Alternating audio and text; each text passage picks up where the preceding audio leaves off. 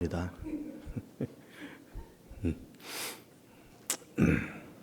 고맙습니다.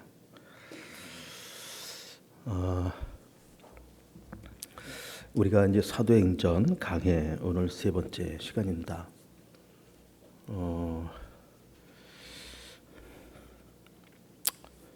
지금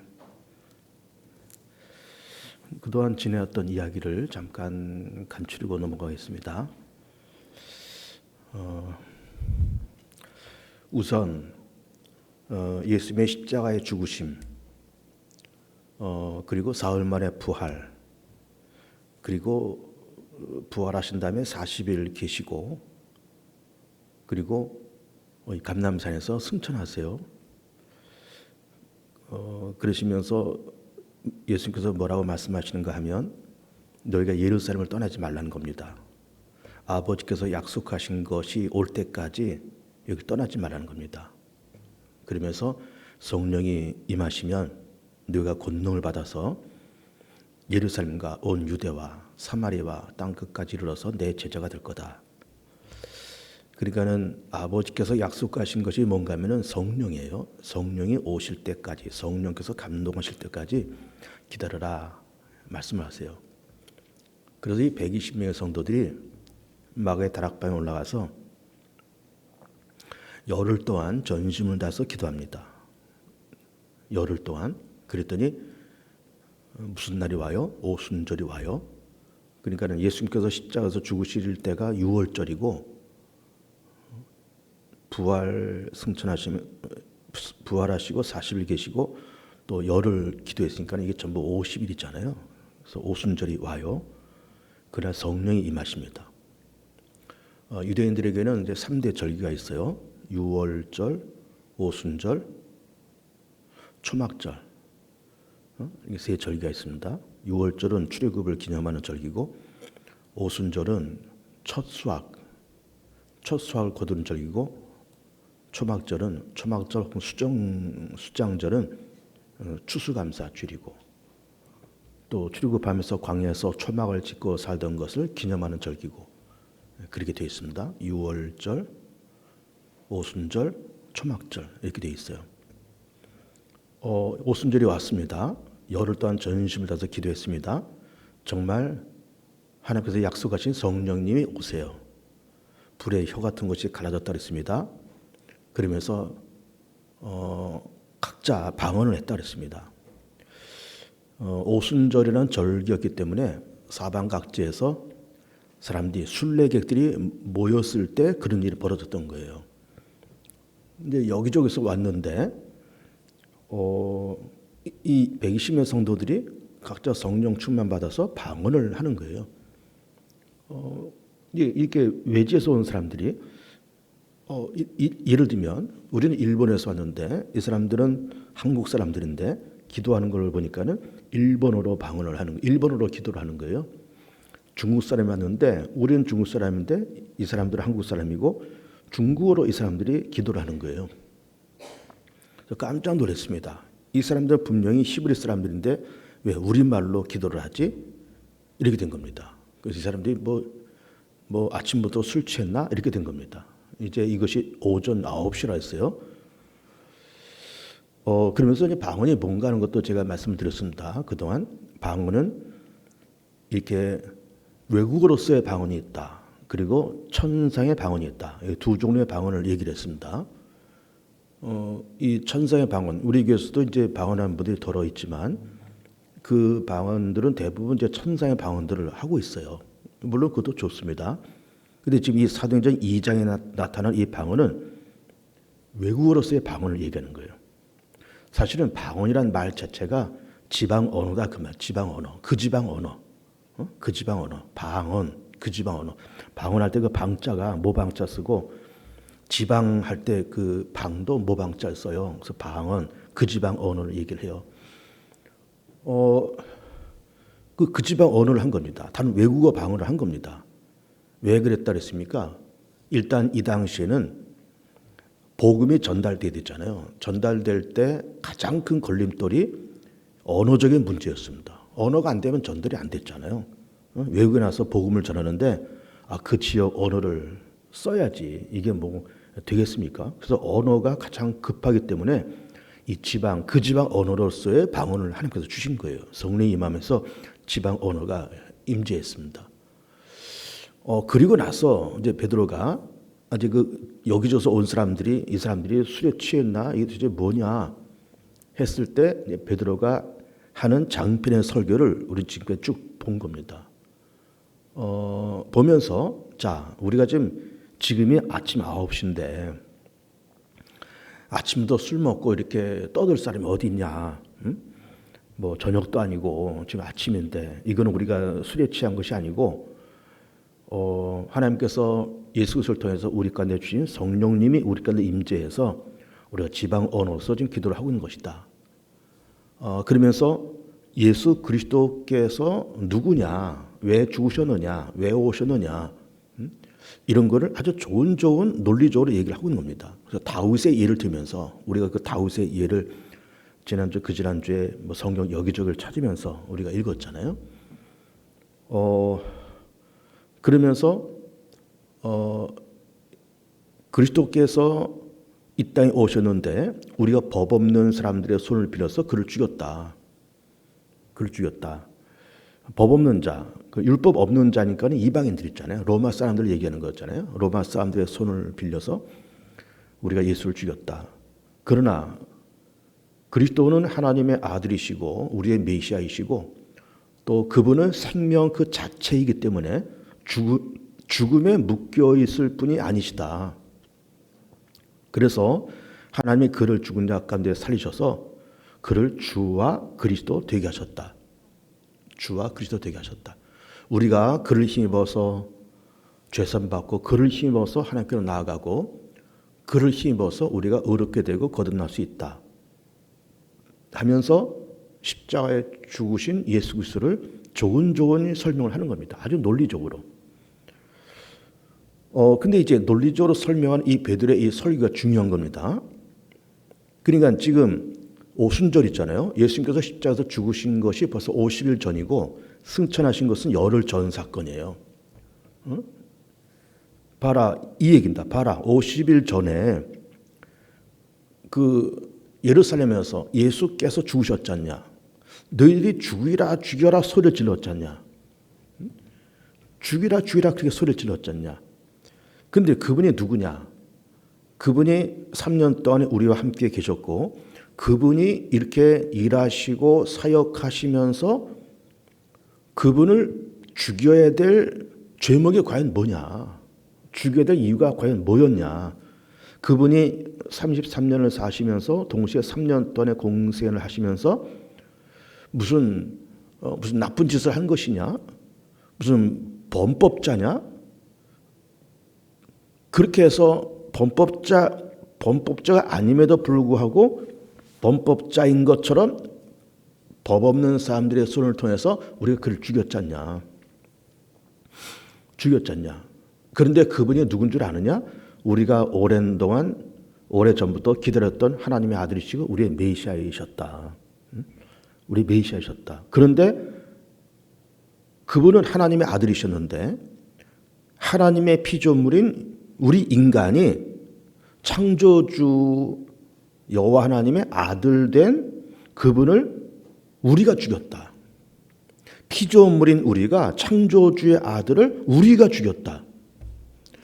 하나님께서 오래전부터 보내시겠다고 약속한 그 메시아를 우리가 죽였다.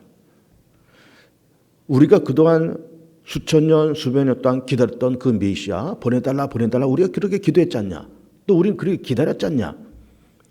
근데 정작 보내달라고 해서 보내주셨는데 우리는 그를 우리 손으로 죽였다. 우리가 수천 년, 수백 년 동안 메시아를 기다렸다가 정말 오셨는데 그분을 우리 손으로 죽였다. 그분이 33년을 사시면서 죽어야 될 이유가 뭐냐. 그분이 우리가 연약할 때, 우리가 병들었을 때 병 고쳐주시고, 가난할 때 먹을 것 주시고, 입혀주시고, 천국 복음을 전하시고, 그렇게 하셨는데 우리는 그를 우리 손으로 죽였다.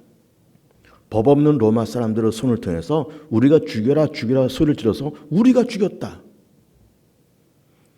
그렇게 50일 전에 십자가에서 죽은 예수, 너희들은 그 예수가 십자가에 죽은 것을 마땅하다라고 생각했지 실제로 마땅하다고 생각한 겁니다. 마땅하다라고. 왜 그렇게 생각했을까요? 유대교의 이단자로서 그리고 나라의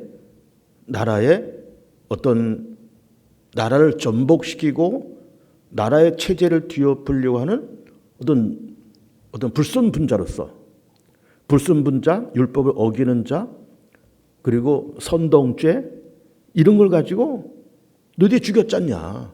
그리고 그렇게 예수가 십자가에 죽은 것을 마땅히 여겼던 거예요. 그래, 그 사람은 죽어 마땅해. 우리는 대대로 유대교를 갖고 있었는데 하나님은 유일하신 하나님이시고 이 성전은 과거 솔로몬 시대에 그 다음에 수르바벨 시대에 그 다음에 헤롯 왕 시대에 이 성전이 지어졌고 이 성전은 평화의 성이고 이 성전은 천하에 누가 와도 무너뜨릴 수 없는 그런 성전이고 우리에게는 모세가 있고 우리에게는 율법이 있는데 예수라는 사람이 어느 날 턱 나타나서 자기가 하나님의 아들이라고 그런다. 우리는 유일한 하나님을 믿는데 유일한 하나님에게 어떻게 아들이 존재하냐. 어떻게 아들이 존재하냐. 이걸 이해하지 못했던 거예요. 그러니까는 유대인들은 우리는 유대교와 기독교의 근본적인 차이가 뭔가 하면 유대교는 유일하신 하나님을 믿어요. 율법을 철저히 지켜요. 거기까지는 물론 좋아요. 그러면서 동시에 유대교는 유대인들만 하나님의 백성이고 유대인들만 구원받는 것으로 생각하고 있어요. 지금도 마찬가지. 지금도 히브리 사람들은 그렇게 생각하고 있고 지금도 그 유대인들은 지금도 메시아를 기다리고 있습니다. 과거 2000년 전에 오셨던 그 예수님을 메시아로 믿질 않아요. 지금도 마찬가지예요. 왜 그런가 하면은 예수님 십자가에서 그렇게 죽으시잖아요.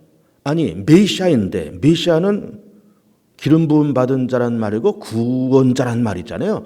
어떻게 구원자가 세상을 구원하러 오시는 분이 세상도 구원하지 못하고 자기 자신은 십자가에서 맥없이 죽으니 그게 무슨 구원자냐? 그게 무슨 메시아냐? 이렇게 된 거죠. 예수를 안 믿는 거예요. 그리고 여기도 마찬가지. 아니 그 예수님께서 메시아라고 그러고 하나님이 나를 보냈고 나를 본 자는 아버지를 보았고 아버지와 나는 하나라고 그러고 너희가 다 허물같이로 죽을 수밖에 없지만은 내가 너희를 위해서 죽을 테니 너희 죄 때문에 너희 죄값을 대신해서 내가 너를 대신해서 죽을 테니 나를 믿고 거듭나고 나를 믿고 죄사함 받고 나를 믿고 하나님의 자녀가 되고 나를 믿고 아버지께로 가라.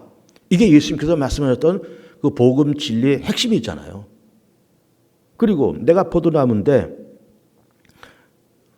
너희는 다 줄기다. 줄기가 가지를 따면은 아무 열매를 맺을 수 없다. 그러면서 너희들이 나한테 붙어 있어야 된다. 나를 믿어야 된다. 라고 하는 것을 말씀하셨는데 이거를 그 당시 유대인들이 믿지 못했던 거예요. 여러분 그 오병이어를 보세요. 물고기 2마리 떡 5개로 5,000명을 먹이세요. 그러면서 그 이후에 무슨 말씀이 나오는가 하면은 생명의 떡이라는 개념이 나와요. 생명의 떡. 자, 그러면서 그 생명의 떡을 얘기하시면서 출애굽을 얘기하신 겁니다. 자, 우리가 과거 1400년 전, 그 예수님 때를 기점으로 하면 1400년 전 출애굽의 때잖아요. 1400년 전에 우리가 출애굽을 했잖냐. 60만 명이 떠났잖냐. 그리고 광야에서 우리가 40년을 살았었잖냐. 광야에서 만나를 먹었었잖냐. 근데 만나를 먹은 그들은 다 죽었다. 하늘에서 내려온 신령한 떡이라고 하는 그 떡을 먹은 사람들도 다 죽었다. 그러나 나를 먹으면 산다. 이렇게 돼 있던 거예요. 이렇게 말씀하신 거예요. 그러니까 이제 이 말씀이 우리가 믿고 오랜 시간이 흘러오면서 우리가 이 말씀을 믿지만 또 이 말씀을 믿는데 특별히 어려움이 없지만 그 당시 사람들에게는 이 말씀이 이해가 어려웠던 거예요. 아니 만나라는 그 떡도 사실은 참 신비로운 떡이잖아요. 하늘에서 매일 고운 흰 가루 같은 것이 내려왔다는 거잖아요. 마치 그 이렇게 뭐 시로폼 이렇게 부순 것처럼 백설기, 흰 백설기 막 부서뜨린 것처럼 그런 것이 하늘에서 매일 내려왔다는 거예요. 그걸 먹었어요. 참 신비로운 떡이잖아요. 신비로운 양식 있잖아요. 그런 양식을 먹은 사람도 죽었다. 그래 물론 죽었어. 그런데 나를 먹으면 살 거야. 이게 도대체 나를 먹으면 산다는 말이 뭘까? 그건 사람이 예수님의 살을 뜯어먹는다는 걸까? 그리고 성찬식의 개념까지 말씀하신 겁니다. 자, 내 살을 먹어라. 그럼 살리라. 내 피를 마시라. 그럼 너희가 살리라. 이게 우리가 뭐 사람의 살을 뜯어먹고 피를 마시고 무슨 식인종입니까? 이게 이제 이해가 안 됐던 거예요. 그러니까 한 사람 한 사람 다 떠났잖아요. 그때 예수님께서 제자들에게 너희들도 나를 떠나려느냐? 그랬더니 베드로의 유명한 고백, 생명의 말씀이 주께 있음에 우리가 네게로 가오리까. 그래서 참 베드로가 참 괜찮은 사람이죠. 뭐 그렇게 참 혈기가 왕성한 사람이지만은 적절하게 자기 구실을 할 때 자기 구실을 해요. 생명의 말씀이 주께 있으면 우리가 네게로 가오리까. 그런데 어쨌든 예수님께서 하셨던 어떤 이적들, 그리고 오병이어, 그리고 뭐 죽은 자를 살리신다, 그리고 물로 포도를 만드신다, 병든 자를 고치신다라는 이런 이적들은 어쨌든 우리가 이해는 돼요. 어쨌든 이적이라는 것은 신비로운 거잖아요. 우선 우리 눈에서 보이는 사건이니까. 맹물이 포도주가 되는데 이게 눈으로 보이잖아요. 죽었던 나스가 살아나니까 눈으로 보이잖아요. 앉은 배가 일어나니까 눈으로 보입니다. 눈으로 보이니까는 쉽게 믿어지고 이해되고 또 감동도 되고 현장에서 눈으로 확인하니까 감동도 되고. 그런데 문제는 뭔가 하면은 예수님께서 언어적으로 하셨던 그냥 설교를 얘기했어요. 예수님의 설교. 예수님의 설교가 이해가 어려웠던 거예요. 그러니까는 나와 아버지는 하나다. 아버지가 나를 보냈고 나는 너희를 보낸다. 그래서 너희를 영접하면 나를 영접하는 것이고 나를 영접하면 나를 보내신 하나님을 영접하는 것이다. 나와 아버지는 하나다. 우리는 이것을 이해하는데 크게 어렵지 않지만 당시 사람들에게는 굉장히 충격적인 얘기입니다. 유일하신 하나님을 철석같이 믿었었는데 그 하나님에게 아들이 존재한다? 하나님이 뭐 이렇게 엉뚱한 짓을 해서 아들 하나, 사생을 하나 낳으셨나? 이런 생각이 되잖아요. 좀 속된 표현으로. 뭐 숨겨둔 자식이 있다. 우리 흔히 그런 말 하잖아요. 숨겨둔 자식이 있다. 하나님에게 숨겨둔 자식이 있었네? 이해가 안 되는 거예요. 유일하신 하나님에게, 전능하신 하나님에게, 거룩하신 하나님에게 숨겨둔 아들이 있어? 이해가 안 됐던 겁니다.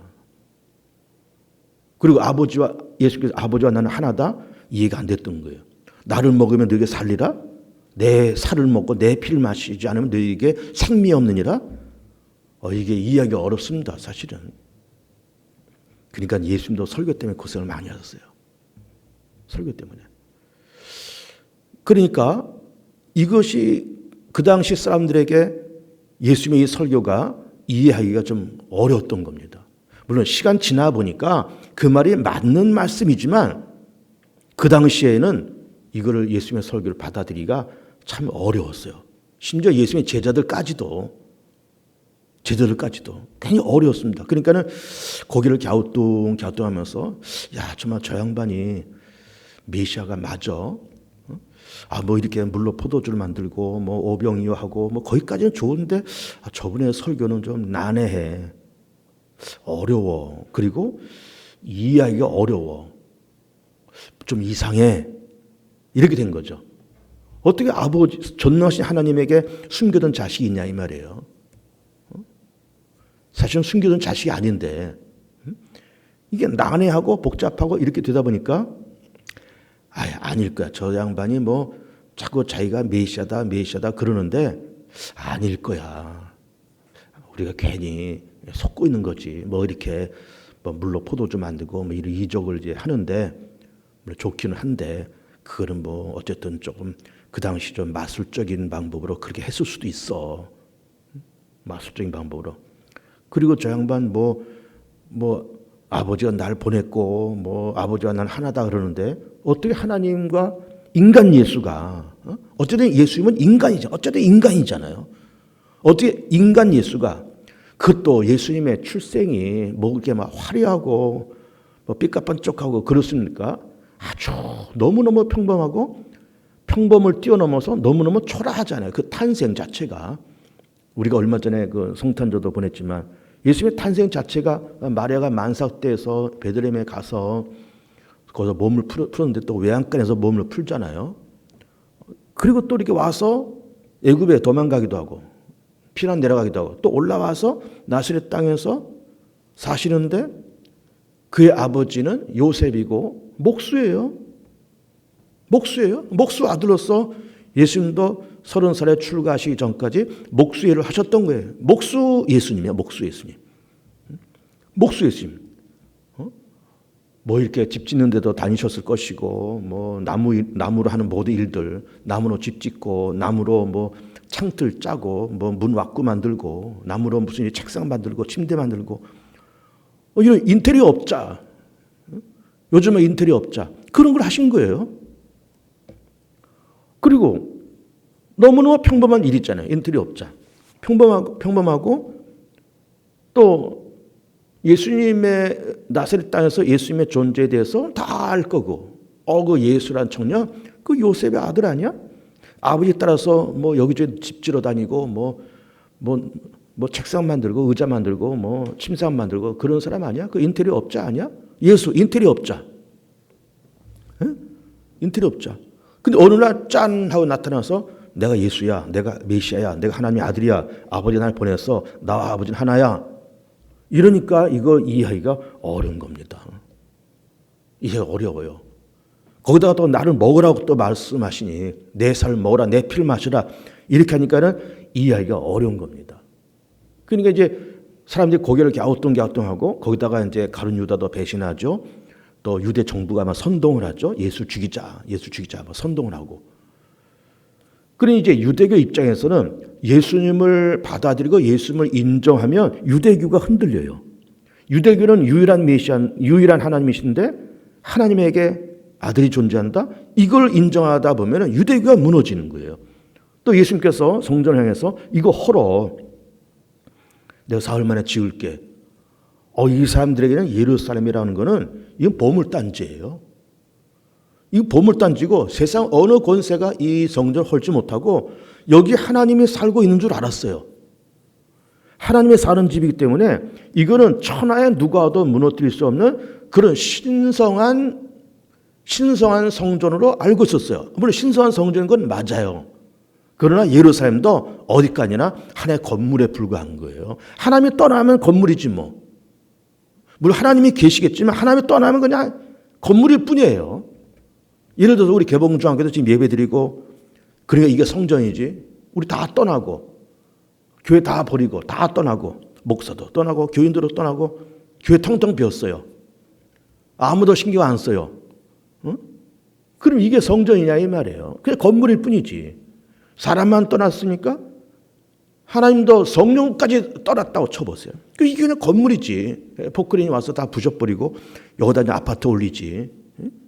이게 무슨 하나님이 떠나면 그게 무슨 성전이에요. 그냥 건물일 뿐이고 부시고 딴 건물 지으면 그만이고 아무 의미가 없습니다. 그런데 실제로 예수님 당시 하나님은 예루살렘을 떠나게 했었어요. 586년, 주전 586년에 바빌론이 예루살렘을 침략할 때도 하나님이 예루살렘을 떠나게 하셨어요. 예루살렘을 등졌습니다. 떠나게 하셨습니다. 그러니까는 바빌론이 쳐들어와서 왕창 무너뜨리잖아요. 하나님이 떠나게 했어요. 하나님 떠나니까 예수님도 십자가도 죽으시고 조금 한 몇십 년 지나서 로마가 쳐들어와서 예루살렘 박살내버리고 하나님이 떠나게 했어요. 그러니까 하나님이 떠나게 하시면 그냥 건물일 뿐이지 아무 의미가 없어요. 근데 예수님께서 이거 헐어라. 내가 사흘 만에 지을게. 그러니 이게 하나님의 계신 곳을 헐라 말아라. 그러니까는 이게 유대교 입장에서 기분도 나쁘고 이 신성 모독이다. 저 예수 신성 모독이야. 어떻게 이 하나님이 계신 이 성전을 헐라 그래? 뭐 자기하고 하나님이 하고 뭐 하나라 그러고, 하나님한테 무슨 숨겨둔 아들이 있었는가? 도대체 뭐 하는 거야, 저 사람? 저거 안 되겠다. 유대교 입장에서는 예수를 살려두면 안 돼요. 왜? 살려두면 유대교의 근간이 무너져 버려요. 유대교의 근간이 무너져요. 그래서 예수를 제거한 거죠. 또 일반 백성들은 생각이 짧으니까, 뭐 이적은 뭐 구경할 것은 많고 뭐 오병이어 하면서 먹을 것도 먹었지만 설교가 어렵고 이해하기가 어려우니까는 등져버리고 이게 된 겁니다. 등져버리고. 어쨌든 그래서 예수님을 십자가에 죽였어요. 유대교에 그들이 예수를 살려두면 유대교의 근간이 무너진다는 그런 생각 속에 일반 백성들은 예수님의 설교를 이해하지 못해서 로마 정부도 마찬가지예요. 로마 정부도 예수를 살려두면 이게 복잡해요. 저 예수님이 가신 것마다 인산인해잖아요. 여러분이 권위주의 정부일수록 백성들이 웅성웅성 모이는 것을 좋게 보질 않습니다. 뭔가 불순한 집단 같아. 뭔가 이렇게 데모를 일으키는 것, 데모대 같아요. 데모대 같아요. 그러니까 이 권위주의 정부일수록 권위주의 나라일수록 백성들이 끼리끼리 모이는 것을 좋게 보질 않습니다. 로마도 예수님께서 가신 것보다 인산인해니까 이게 뭔가 불순한 세력 같아요. 뭔가 로마를 저항하는 불순한 세력 같아요. 그래서 저 예수가 누구냐 주도 면밀하게 관찰했겠죠. 3년 동안 관찰한 거예요. 관찰했더니 로마 정부에서도 결론을 내린 거죠. 저 예수라는 사람을 살려두어서는 로마 정부에게 유익할 게 없다. 유대교 정부도 저 예수를 살려두면 유대교의 근간이 무너진다. 일반 백성들은 생각 없으니까는 설교도 이해 안 되니까는 그냥 버려버리고. 그러니까는 누구도 예수님을 살려야 된다. 예수님을 메시아다라고 말하고 부르짖고 믿고 외치는 사람이 거의 없는 거예요. 다 등 돌리니까. 다 등 돌리니까. 그런데 예수님이란 존재는 실제고 진실이고 팩트고 생명이잖아요. 그리고 예수님께서 이 땅에 오셔야 되고 십자가에서 죽으셔야 우리 인간의 죄 문제가 해결되지. 하나님의 아들이 오시지 않으면, 하나님의 아들이 죽지 않으면, 의로운 자의 죽음이 없으면 안 되는 거예요. 의로운 자의 죽음이 있어요. 우리 죄 문제가 용서되고 정리되지. 그렇지 않으면 해결이 안 되는 겁니다. 해결이 안 돼요. 이거 그 이유까지 다 얘기하려면 참 얘기가 긴데. 어쨌든 예수님의 다음에 하기로 하고 하나님의 아들이 이 땅에 오셔야 되고 하나님의 아들이 죄가 없으셔야 되고 죄 없는 예수께서 죽으셔야 되고 죽으신 예수가 부활하셔야 되고 이런 시나리오가 흘러가야 인간의 죄가 용서되고 살 길이 열리고 사단을 이기는 길이 열리는 것이지 이런 시나리오가 없으면은 아무것도 안 돼요.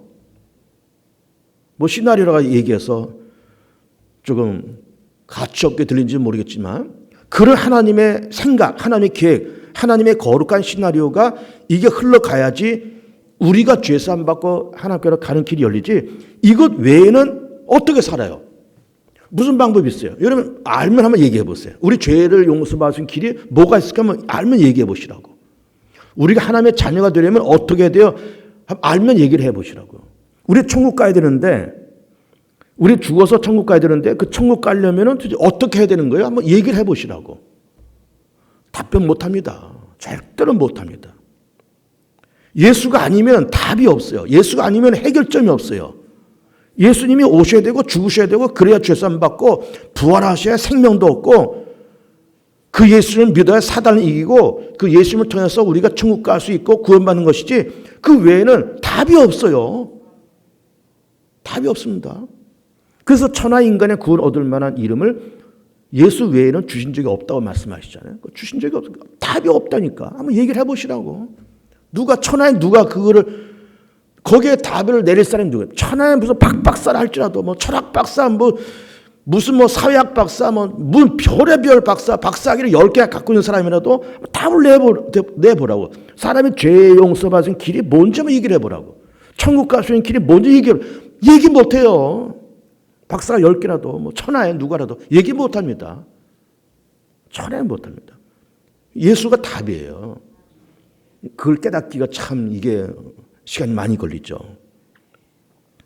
어쨌든 그렇게 쭉 그동안의 이야기를 이 베드로가 참 이게 보면요. 베드로가 보통 사람이 아닌 거예요. 이건 논리적으로 얘기는 논리적 쫙 얘기하면서 자 봐라. 50일 전에 예수가 죽었잖아. 너희들 예수님 죽을 때 막 좋다고 펄펄 뛰었지? 또 그 베드로 법정에서 예수 죽이라고 소리까지 질렀지? 응? 너희들 다 그랬잖아. 근데 그 예수님 누군지 알아? 메시아야. 너희들 메시아 보내달라고 그랬지? 예수 하나님께서 보내셨어. 근데 너희들 손으로 죽였어. 근데 그가 생명이고 하나님의 아들이기 때문에 그가 사망에 묶여 있을 수가 없다. 무덤에 갈 뿐이 아니야. 실제로 죽으셨지만 완벽하게 죽으셨지만 하나님께서 그를 죽은 자 가운데 살리셔서 주와 그리스도 되게 하셨어. 그분이 바로 주님이시야. 그분이 그리스도야. 다시 살아나셨어. 다시 살아난 것에 대한 우리는 증인이야. 나만 본 줄 알아? 나도 받고 12제자도 받고 여인들도 받고 120명의 성도를 받고 500명의 성도들이 동시에 일시에 봤어. 그분의 승천의 모습까지도 우리가 봤어. 승천하시면서 무슨 말씀을 하시는 줄 알아? 예루살렘 떠나지 말고 아버지께 약속하셔서 기다려. 그러면 너희가 성령을 받으니 성령이 임하면 예루살렘과 유대와 사마리아 땅까지 이어서 증인된다 그랬어. 그래서 내가 증인으로서 말하고 있는 거야. 이 설교를 쭉 듣고 있던 군중들이 베드로의 장편의 설교를 들으면서 오늘 말씀 보면 두 가지 고백을 해요. 첫 번째는 마음에 찔려. 마음에 찔려. 찔리니까 어떻게 했다는 거예요? 우리가 어찌할꼬. 찔리고 동시에 어찌할꼬 이렇게 고백했다는 거예요. 찔리고 어찌할꼬 이렇게 했다는 거예요. 여러분 우리도요 사실은 많이 찔려야 됩니다. 많이 찔려야 돼요. 그래야 그 인생이 살아요. 그래야 그 인생이 성숙해요. 그래야 그 인생이 자라요. 마음에 찔리는 게 많이 있어야 돼요. 우리 흔히 그런 말을 내 양심에 찔려. 근데 그게 많아야 된다니까요. 그러니까 이 사람들이 왜 이렇게 마음에 찔렸을까요? 50일 전에 예수님이 십자가에 죽은 것이 마땅하다고 생각했던 거예요, 지금까지는. 그리고 그렇게 죽은 예수가 가짜 메시아라고 생각했던 거예요, 가짜 메시아. 근데 가짜 메시아가 아니라 그분이 진짜 메시아였고 우리가 믿는 유일하신 하나님이 그를 죽은 자 가운데 살리셔서 주와 그리스도 되게 하셨다. 그분이 메시아다, 그분이 주님이시다 라고 믿어지니까는 막 가슴에 찔려서 정신을 못 차린 거예요. 양심에 찔려서. 그래서 우리가 어찌할꼬. 그랬더니 36절. 그래도 이스라엘 온 집은 확실히 알지니 너희가 십자가에 못 박은 이 예수를 하나님의 주와 그리스도 되게 하셨느니라 하니라. 그들이 이 말을 듣고 마음에 어떻게 찔려. 베드로와 다른 사도에게 물어 이르되 형제다 우리가 어떻게 할꼬 어찌할꼬 하거늘 베드로 이르되 그러면 어떻게 하라는 겁니까? 첫 번째 회개하고 두 번째 예수 이름으로 세례를 받고 세 번째 죄사함 받으면 네 번째 성령의 선물을 받으니. 성령의 선물은 뭘까요? 뭐 이러저런 것도 많겠지만 제일 중요한 것은 구원. 그렇죠? 구원을 받으리니 이 약속은 너희와 너희 자녀와 모든 먼 데 사람 곧 주 우리 하나님이 얼마든지 부르신 자들에게 하신 것이라 하고 이 여러만을 확증하며 권하 이르되 너희가 이 패역한 세대도 구원을 받으라. 이 패역한 세대. 그렇죠. 그 당시나 뭐 지금이나 다 패역한 세대예요. 그리고 이 말을 받은 사람들은 세례를 받으며 이날에 신도의 수가 3천여 더라. 3,000명. 3,000명이 회개하고 예루살렘 초대교회에 등록했다는 거예요. 우리 개봉중앙교회 3,000명 등록한 적이 있나요? 아직 없죠. 그런 일이 벌어졌다는 거예요. 나중에 보면 5,000명도 나요. 5,000명도. 급성장, 초대교회는 급성장이에요. 급성장. 42절에 그들이 사도의 가르침을 받아 서로 교제하고 떡을 떼며 오로지 기도하기를 힘쓰니라. 응? 저를 보세요 이제. 베드로의 장필의 설교. 그러겠더니 사람들이 어떻게 됐다고요? 마음에 찔려. 우리가 어찌할꼬 했더니 베드로가 무슨 말을 해요? 마음에 찔리냐? 그럼 회개해라. 주 예수를 믿어라. 그리고 첫 번째 회개하고 예수 이름으로 세례를 받고 그리고 죄사함 받고 그러면 성령의 선물을 받으리라. 성령의 선물은 뭐라 했어요? 구원을 받으리라. 첫째는 회개, 둘째는 세례, 세 번째는 죄사함, 네 번째는 성령의 선물, 구원. 그걸 받으리라. 그러니까 우리는 좀 전에 얘기한 것처럼 우리는 많은 부분에 찔림을 받아야 돼요. 내가 참 잘못 생각했구나. 내가 잘못 생각했구나. 내가 좀 그때 내가 좀 조금 못된 짓을 많이 했구나. 그게 아니었는데 마음에 많이 찔려야 돼요. 그리고 내가 어찌할꼬, 우리가 어찌할꼬, 이거 어떡하지? 마음에 찔리면서 동시에 어떡하지? 그러면 뭘 하라고요? 회개하고 예수 믿고 죄사함 받고 세례 받고 성령의 선물을 받는다. 구원을 받는다. 다윗이 밧세바를 범했습니다. 그리고 아들 솔로몬도 낳아요. 밧세바 범을 통해서 솔로몬도 낳습니다. 밧세바를 범하고 그의 남편을 교묘한 방법으로 죽여요. 그러니까 다윗은 살인범이고 살인교사범이고 가정파괴범이에요. 그 가정을 박살냈잖아요. 그 남편 죽이고 마누라 뺏고 그 마누라 통해서 애도 낳고 가정파괴범이에요. 살인교사범이고 흉악한 죄인이잖아요. 어떻게 보면 정말 흉악한 죄인이에요. 이거를 사실은 이 흉악한 죄지만 그 당시 왕들은 그냥 평범하게 했던 일이에요. 다윗만 그런 것이 아니라 그 당시 왕들은 그냥 눈에 들어오는 여자 있으면 그 남편 죽여버리고 그냥 뺏어서 자기 두 번째 부인 만들고 마음에 드는 여자 뽑아서 세 번째 부인 만들고 멀쩡한 집 여자 들여다가 네 번째 부인 만들고 이건 그 당시 왕들이 그냥 밥 먹듯이 하던 일이에요. 그러니까 밥 먹듯이 하던 일이기 때문에 양심의 가책이 있을까요? 없을까요? 없죠. 양심의 가책이 왜 있겠습니까? 그걸 흔히 하는 일인데 양심의 가치가 없어요. 그런데 이거를 탁 건드리는 사람은 누구예요? 나가다니 건들잖아요. 응? 건드리면서 어느 집에 손님이 찾아왔다. 응? 대접할 것이 없어서 대접할 것이 있음에도 불구하고 그 옆에 있는 집에 양 한 마리, 암양 한 마리, 그건 그 집의 전 재산인데 그걸 뺏어다가 그 사람을 대접해야 된다. 자기 집에도 얼마든지 있는데도. 그지만 다윗이 일어나서 펄쩍 뛰면서 세상에 천지에 그런 일이 어떻게 있냐. 누구냐 도대체. 그놈이 누구냐. 데려와라. 뻐럭뻐럭 소리 지니까 나단이 뭐라 그래요? 당신이 그런 사람이요. 말하잖아요. 당신이 그런 사람이요. 응? 당신 충성스러운 우리야 죽이고 그 마누라 뺏어서 애 갖고 이게 못한 짓이냐 이게. 뭐 당신 왕이니까 뭐 밥 먹듯이 그런 일 하겠지. 모든 왕이 다 밥 먹듯이 그렇게 했겠지만 이게 밥 먹듯이 해야 될 일이냐 이게. 이게 밥 먹듯이 해야 될 일이냐 이게. 당신 가정 파괴범 아니요. 살인 교사범 아니요. 그때 다윗이 마음에 찔려서 눈물 콧물 쏟으면서 회개해요. 눈물 콧물 쏟으면서. 우리 주변에는 참 소중한 사람들이 참 많습니다. 소중한 사람이. 그 소중한 사람이 누굴까요? 첫째는 가족이고요. 둘째는 교회 식구고요. 그리고 또 물론 제일 중요한 것은 예수님이시죠. 제일 소중한 분 예수님이시고 가족이고 우리 교회 식구고 그리고 어쨌든 뭐 크나 적으나 우리가 월급 받는 그 직장이고 소중한 우리의 삶의 영역인 거예요.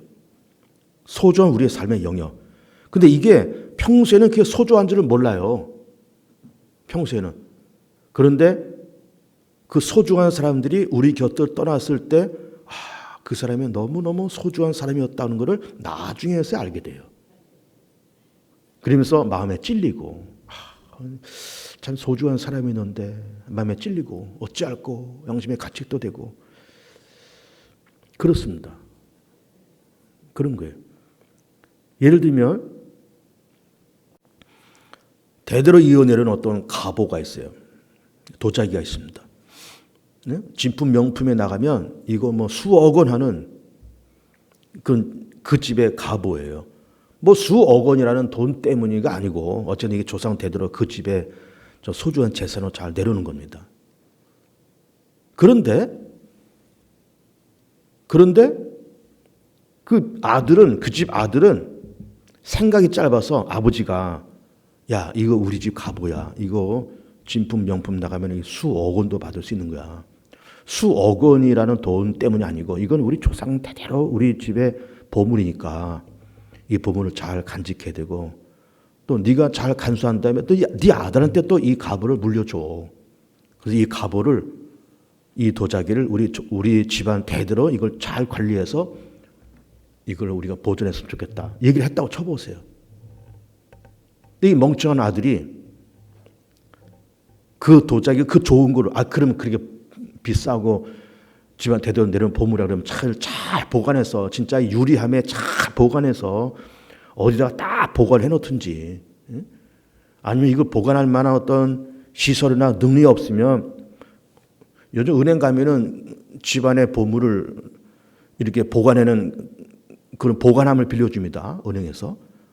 폐물도 보관해주고 현금도 보관해주고 무슨 집안의 도자기 중요한 물건들 은행에서 보관해주고 보관료 받고 그런 데가 있어요.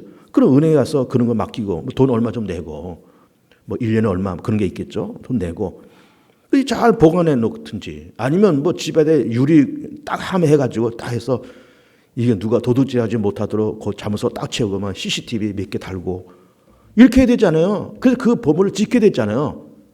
근데 이 멍청한 아들이 아버지가 그렇게 신신당부했음에도 불구하고 그냥 뭐 집안 이사하는 바람에 이거 이만한 그 보물 이거 가져가기도 어렵고 이사하려다 보니까 이거 가다가 깨지기도 하고 그래서 아버지가 뭐 이거 보물을 이거 이게 보물이 무슨 보물이야 이까지 그냥 남대문 시장에서 한 5천 원 주면 사는 그런 거겠지 하고서는 그냥 길바닥에 휙 던져서 깨뜨려 버리고 이거 가져가면 귀찮으니까 이거 들고 다니기 귀찮으니까 길바닥에 깨뜨려 버리고 그냥 갔다고 쳐보세요. 어느 날 어느 감정사에서 그 깨진 그 도자기 조각을 짚고 정밀 감정을 해보니까 이게 500년 된 보물이라고 쳐보세요. 500년. 그리고 이게 대한민국에 딱 하나밖에 없는 그런 보물이고 이게 진품 명품에 나가면 이거 뭐 수억 원? 뭐 그 이상 나가는 엄청난 보물인데 이 멍청한 이 사람이 그냥 이사하면서 귀찮다고 이거 집어넣어서 깨뜨려버리고 그걸 갖다 이거를 그 아들이 뒤늦게 깨닫다고 쳐보세요. 뒤늦게. 응? 뒤늦게 깨달았을 때 마음에 찔려 그 다음에 어떻게? 어찌할꼬. 이거 어떡하지 이거. 내가 수억 원 하는 걸 아버지가 이거 보물인데 뭐다 다 그러셨는데 이거 어떡하지 이거? 어찌할꼬. 그런 거죠. 그 똑같은 거예요. 저는 이제 목회를 이렇게 해오면서 이혼을 하고 크게 후회하는 가정을 몇 가정을 봤습니다. 물론 이제 요즘 이혼이 흔하니까 뭐 이혼이라는 것이 뭐 대수롭지도 않지만 뭐 이혼하고 또 누구라도 만나서 또 재혼하고 또 버리고 또 세 번째 하고 뭐 그런 사람이 흔해요. 요즘은 너무너무 흔해요. 이혼이 뭐 대수롭지도 않지만 그런데 이혼을 하고 크게 후회하는 그런 가정을 몇 가정을 봤습니다. 몇 가정을 봤어요. 그러니까는 같이 살 때는 참 힘들고 뭐가 맞질 않아서 서로 힘들고 티가 하다가 에이 너는 너 나는 나 갈라서 해서 다 갈라서 뿔뿔이 흩어지고 그러면서 1년 2년 지나면서 많은 걸 후회하는 거예요. 그런 가정을 많이 봤습니다. 있을 때는 그 여자가 같이 있을 때 그 남자가 같이 있을 때는 그렇게 소중한 줄 몰랐는데 헤어지고 나서는 참 그 여자가 그 남자가 참 나라는 사람에게 참 소중한 존재였구나라고 하는 것을 나중에서야 깨닫게 되는 거예요. 그래서 마음에 찔려 어찌할꼬. 근데 이미 뭐 시간은 지나갔는데. 이미 지나갔는데. 그러니까 일단 우리가 마음에 찔리는 부분이 많으면 많을수록 좋습니다. 마음에 찔려서. 그리고 어찌할꼬. 후회스럽죠? 어찌할꼬. 그러면서 동시에 오늘 말씀하신 것처럼 회개하고 예수를 영접하고 죄산 받고 그러면 성령의 선물을 받고 구원을 받고 그런 단계를 차근차근히 그렇게 걸었으면 좋겠습니다. 그런데요, 마음에 찔린다, 어찌할꼬라는 이 말이, 이 고백이 가급적이면 빠를수록 좋을까요? 늦을수록 좋을까요? 빠를수록 좋죠. 이런 고백이 빠를수록 좋아요. 마음에 찔린다? 빨라야 돼요. 어찌할꼬? 빨라야 돼요. 이게 느려버리면 다 놓치고 다 깨지고 다 없어지고 아까 도저히 깨먹은 아들 얘기했잖아요. 다 깨먹고 그때서 어찌할꼬 그러는 거예요. 그걸 진작 좀 알지. 그러니까는 어찌할꼬 마음에 찔려 이게 중요한데 그것이 있으면 좋다 그랬습니다. 그러면서 회개하고 거듭나고 또 바로 쓰고 또 성찰하고 또 새로지고 구원받고 다 좋은 과정인데 마음에 찔리고 어찌할 거라는 이 고백이 어떻게 하면 좋다고요? 빠를수록 좋다. 빠르면 빠를수록 좋다. 빠르면 빠를수록 좋다. 그래서 성숙하시고 그리고 다 구원의 길을 걸어가는 복된 교우들 되시기를 축복합니다.